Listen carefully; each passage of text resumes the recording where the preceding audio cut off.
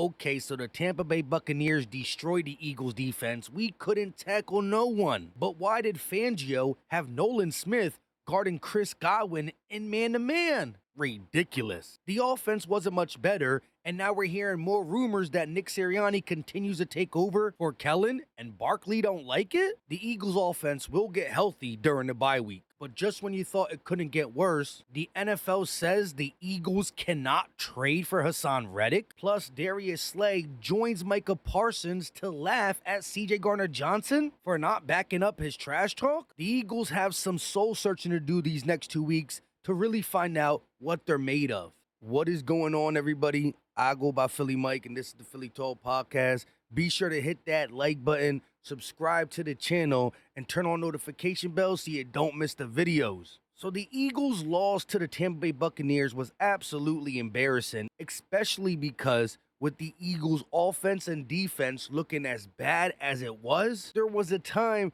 where the Eagles could go down by 7 points with a whole quarter of football left. And what do? Jalen Hurts fumbles, and again, his turnovers are 1,000% becoming a problem. Look, I still believe in Jalen Hurts. Look at these stats compared to Patrick Mahomes. 68.2 completion percentage, 68.6. 930 passing yards, 904 passing yards. 6 total touchdowns, 6 total touchdowns. 4 interceptions, 5 interceptions. 85.7 QB rating, 89.7 QB rating. But what they're leaving out is the fumbles. When you add the lost fumbles to the 4 interceptions, it becomes 7 turnovers. And if you got more turnovers than you got touchdowns, it's a problem. I still believe in Jalen Hurts. I'm happy he got his completion percentage up. He's better versus the blitz. But there's no excuses for the continued amount of turnovers. If that don't stop, we won't win. The NFL is set up that the team that wins the turnover battle usually wins the game.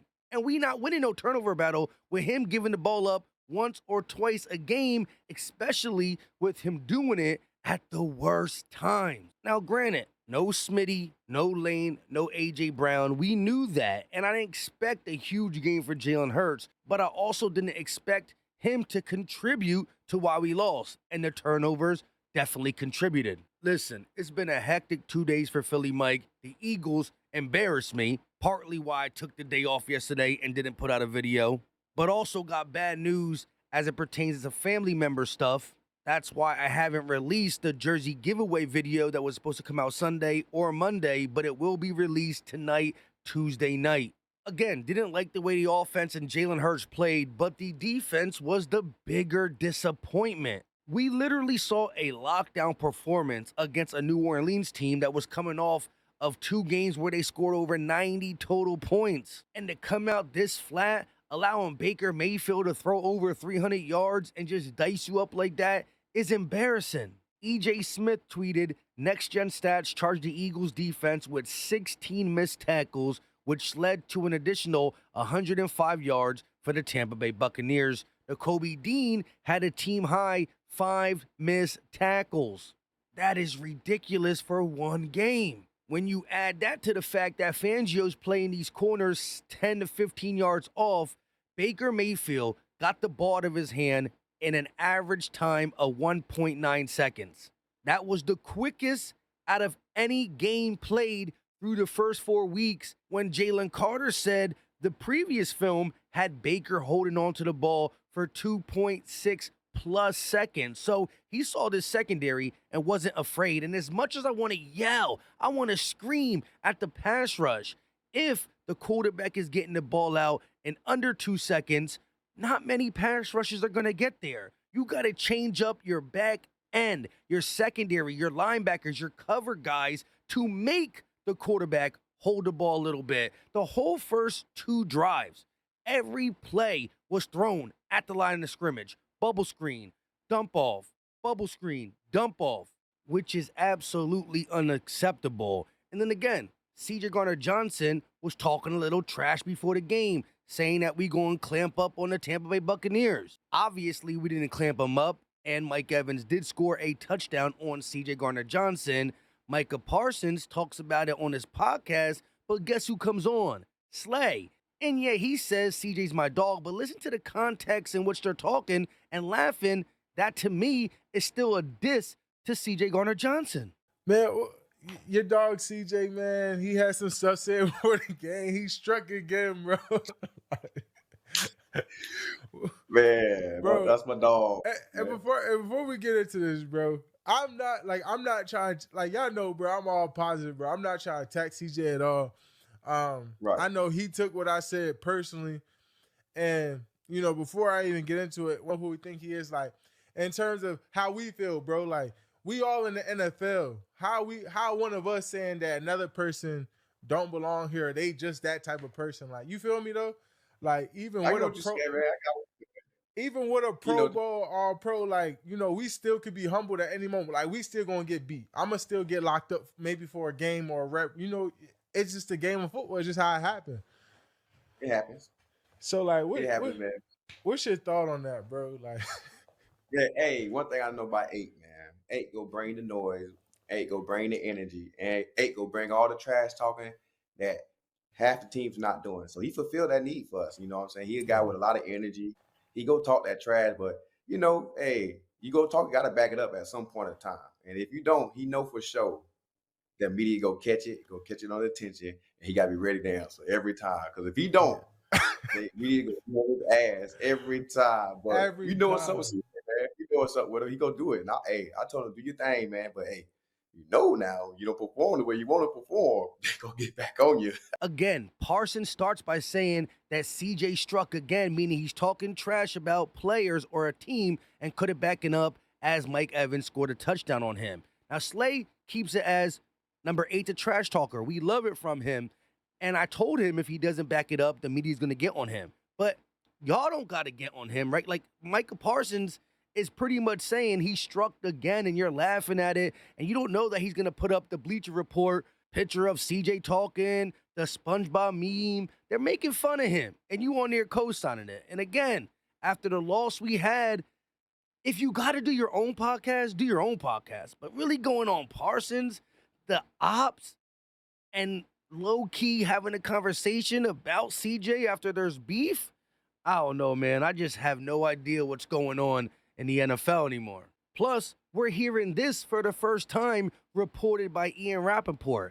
The Jets situation with Haason Reddick still has no resolution, and some wondered if New York Jets could trade him back to the Eagles. Turns out, per the NFL rules, it's not possible. Teams can't trade a player, then reacquire him via trade until 2 years elapse. Reddick won't head back to Philly.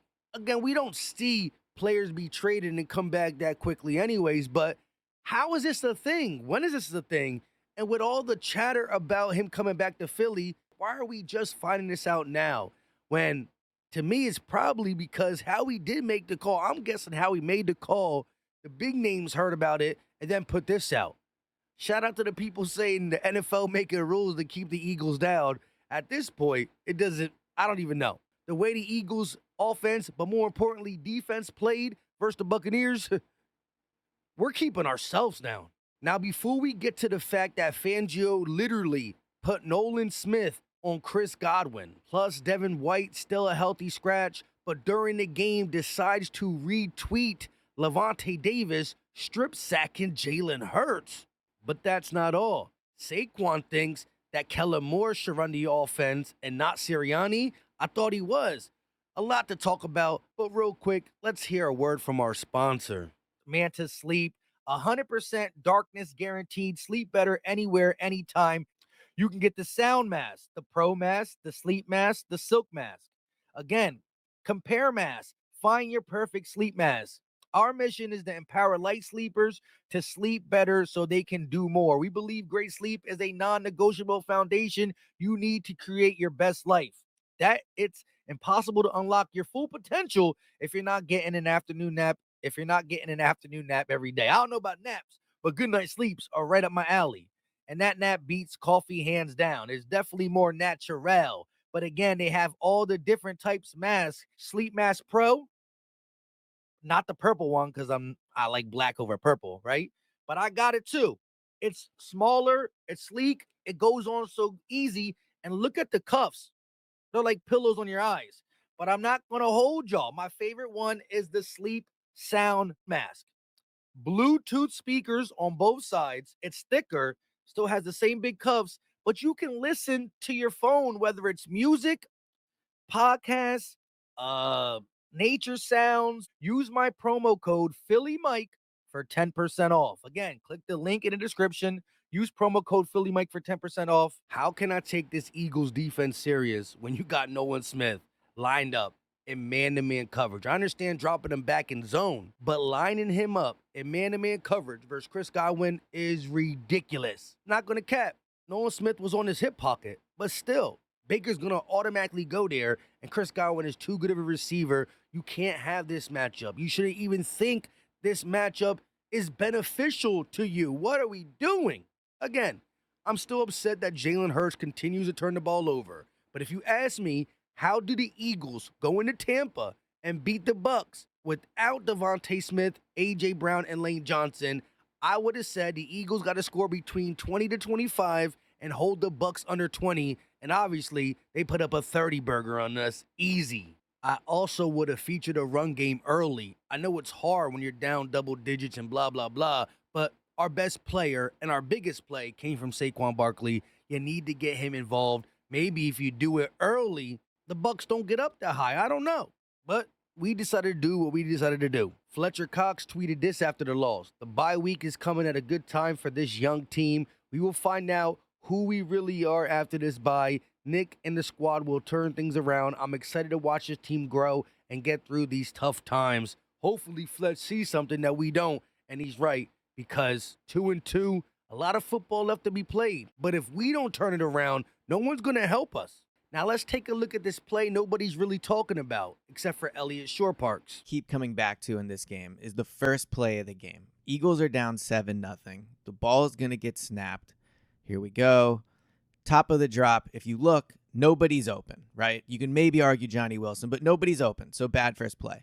So he goes, he scrambles, and right here, if you look, like this has to be a touchdown. Saquon is open. His hand is up. The defenders aren't looking. There is space there to do it. And that's where the ball goes. And it's such a big play because they're down 7-0 at this point. You have no AJ. You have no Devontae. Again, here we go. Nobody is open. Top of the drop, there's nobody open there. Fred Johnson loses, so he's forced out of the pocket. Like, it's not the easiest throw in the world, but doesn't reset.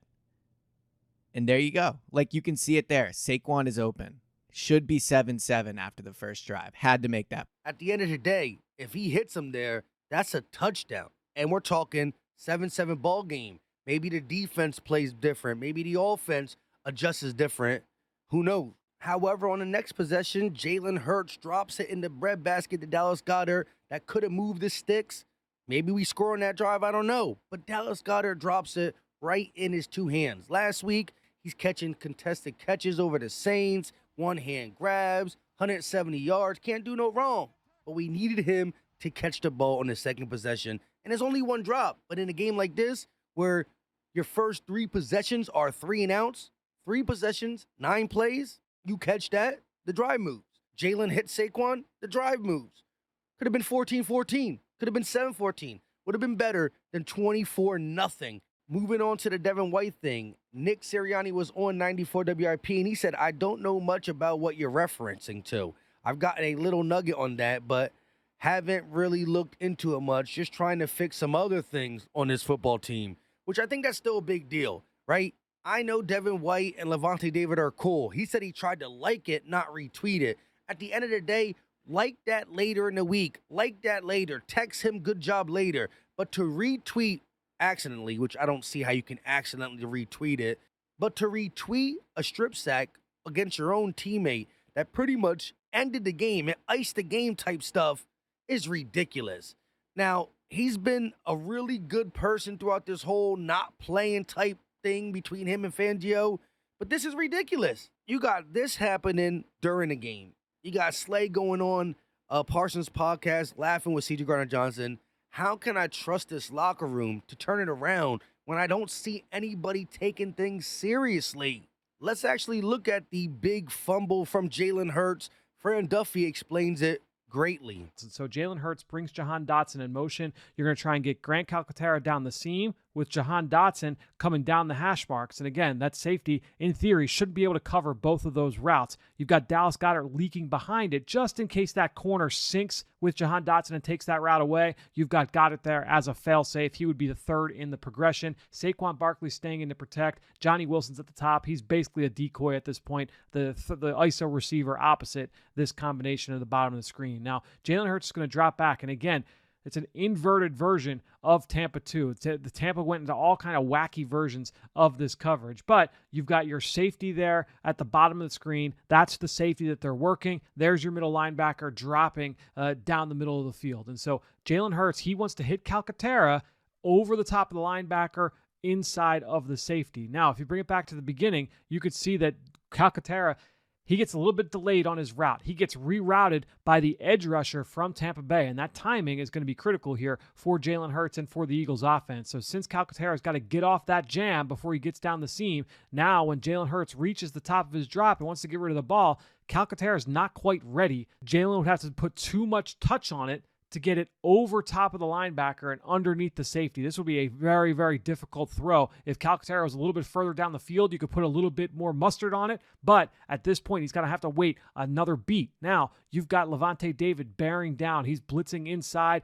Saquon Barkley steps up, but he's going to lose in this pass protection rep. So Jalen does a nice job protecting the ball with both hands, keeping the ball away from David on that initial rush, protects it, steps up, squares back up. He wants to hit Calcaterra down the middle of the field. As he cocks back to throw, that's where David comes back with that secondary rush, knocks the ball out from behind, and the ball is lost on the ground. Again, if Jalen Hurts just feels the pressure and doesn't fumble there, who knows what type of ball game we have. I understand he tried to cock back and throw it because Grant Calcaterra was open. The play was there.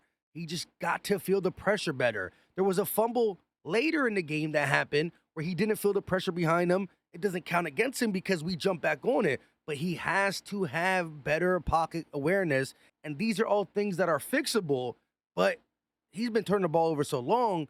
Can he fix it? And is Nick Sirianni going to be able to help him? Because is he calling the plays or is it Kellen Moore?